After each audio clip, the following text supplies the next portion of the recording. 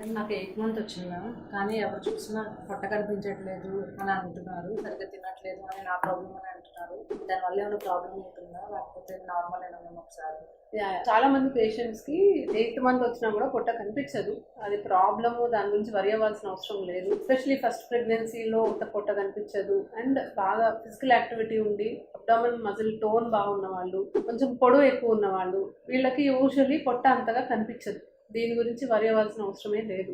కొన్నిసార్లు ఇంకా baby position బట్టి కూడా ఉంటుంది. బేబీ బాగా లోపలికి ఉంది అండ్ బేబీ బ్యాక్ మీ స్పైన్ కానుకొని ఉంది, సో అప్పుడు కూడా మనకి అంత పొట్ట కనిపించదు. ఖచ్చితంగా ప్రాబ్లం ఉంటుంది అని కాదు. మీరు రెగ్యులర్ విజిట్స్కి వస్తున్నారు, టెస్ట్లన్నీ నార్మల్ ఉన్నాయి కాబట్టి వరి అవ్వాల్సిన అవసరం లేదు. ఎప్పుడు వరి అవుతాము అంటే స్కాన్లో బేబీ వెయిట్ వెయిట్ లేదు లేదా ఉమ్మనీరు తక్కువ ఉంది, ఇలాంటప్పుడు కొంచెం పొట్ట తక్కువ ఉన్నప్పుడు మనం వరి అవ్వాల్సిన అవసరం ఉంటుంది. మనం రెగ్యులర్గా విజిట్స్ చూసుకొని దానికి ఏమైనా మెడిసిన్స్ వాడాలి, ఏమైనా చేయాలి అనేది చూసుకుంటాము. బట్ అన్నీ మీరు విజిట్స్కి వచ్చి అన్ని నార్మల్గా ఉంటే దీని గురించి వరి అవ్వాల్సిన అవసరం లేదు.